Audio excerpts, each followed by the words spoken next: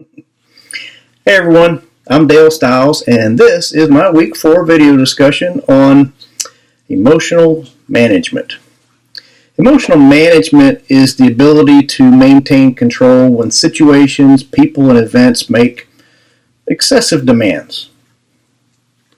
I could easily use a military analogy about being calm under pressure, but I'm going to use my current job in a previous environment. I currently work remotely from home, but a couple of years ago when we were in the office, I served over 50 users on a daily basis. One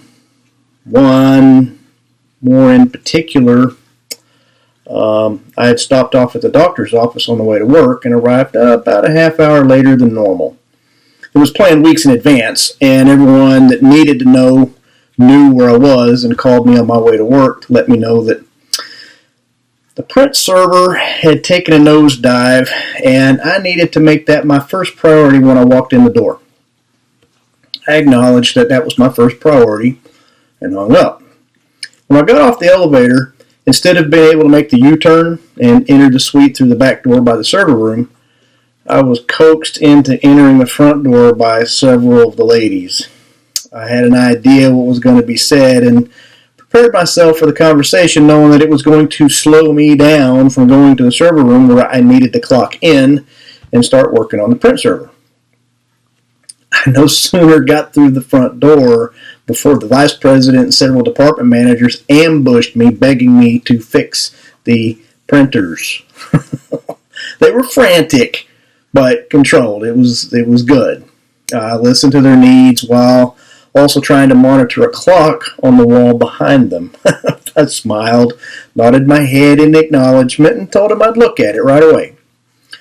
I was about to make my exit when one of the ladies stood up and just blew a gasket. Right? She was screaming about her printer and started pulling pages from her paper off her desk and started shaking them at me in anger and telling me I better fix her printer first so she could get her work done. I looked in her direction wide-eyed and calmly told her that I had to follow protocol, and protocol stated that I needed to fix the print server and get the multifunction printers up and working first, because there's like 50-some-odd people against you, right? I didn't say that part. And then I can look at your printer. Well, she screamed at the top of her lungs and demanded I work on her printer first. Vice President kind of tapped me on the shoulder and told me, go, I'll take care of this. So I didn't waste any time. I disappeared very quickly, made a beeline for the server room, clocked in, and started working on the print server. I mean, it didn't take me long. My conversation at the front door, plus the conversation on the phone, probably took me longer than it did to log in, figure out what the issue was, and start making corrections and reboot the server. So I had to delete a couple of duplicate print jobs, throw them in a cache, and then I restarted all the jobs fresh. Pretty soon, all 4 multifunction printers and the ladies' printer were operating normally. I did them all at once. Walked out of the server room onto the office floor and made sure that each printer had adequate paper. It's not my job, but I did it anyway because people were frustrated. And made sure they had adequate paper for the reports that they were printing. I mean, these were thick reports. We work for a real estate company, so these are massive financial records. I kind of worked my way over to where the lady had screamed at me, and she very nastily said, "Thank you for fixing my printer." But she was packing her bag and leaving. So, I guess she didn't want their stuff after all, right? That whole wing was deadly silent. But I checked on the printers, made sure they had paper, kind of looked everybody over, and left. In the weeks that followed, I got several emails and phone calls and whatnot, and an investigation was launched. Come to find out, I was the focus of the investigation. I was a little astonished that I was being investigated for her outburst, but I just pulled everything inside, didn't waver. I sat in front of the board and answered their questions. As they went through more and more people, it started to become clear that I wasn't the focus of the investigation after all. And then I was asked to make a formal complaint against the lady who was being extremely unruly. However, as the investigation continued, it wasn't the lady who received disciplinary action. It was the vice president. Why? Not because he was, out of line to begin with, but because whatever happened after I left scared everybody. And he should have known better. He was the vice president. So he had to work home for a month, attend anger management in another state for 2 weeks, and then work from home for an additional month, losing a ton of productivity in the process. I had to visit his house several times for tech support. Nothing ever happened to the woman or to me.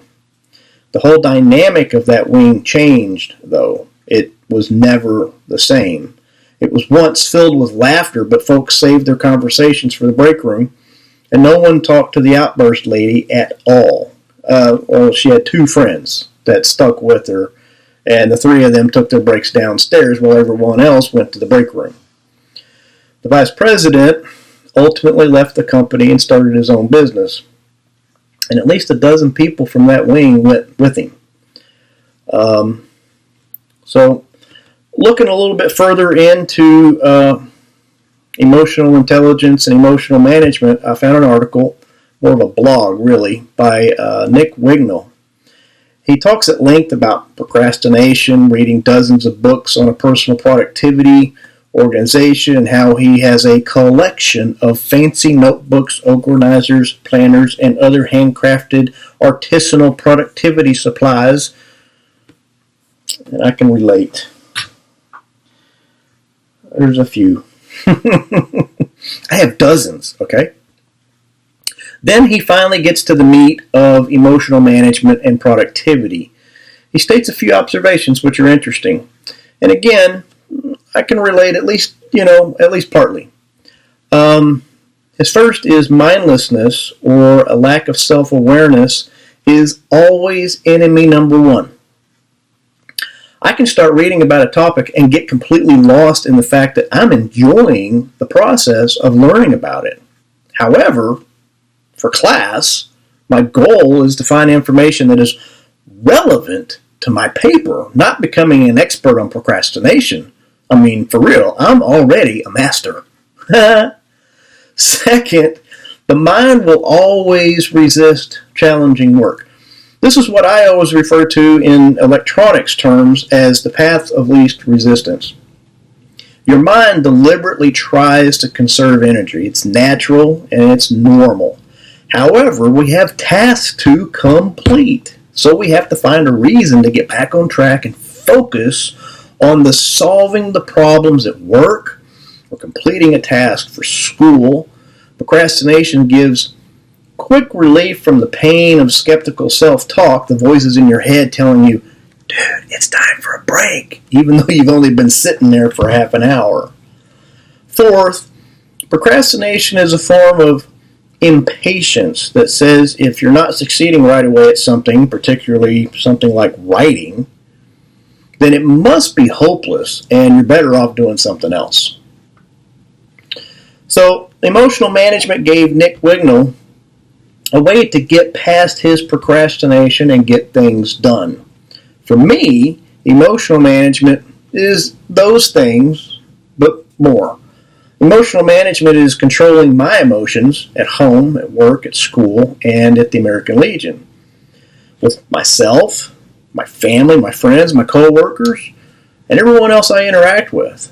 Being cool-headed, most of the time, while everyone else has lost their composure, and being the one that has the ability to lift their hands, get everyone's attention, and then slowly lower them back down to regain a little composure. People are still huffy, but there's a little bit of quiet now.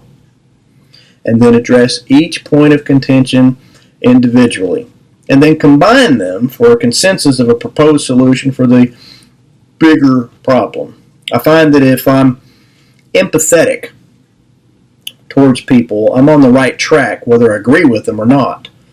I think emotional intelligence, emotional management, starts with empathy. And that's probably my bigger point. If we're empathetic, then we're tapping into the fruits of the Spirit, and people are a little more prone to listen to somebody who's empathetic. I don't agree, but I'm empathizing with your point so that we can discuss it, solve it, and move on. So, thanks for listening, and I'll see you in the comments.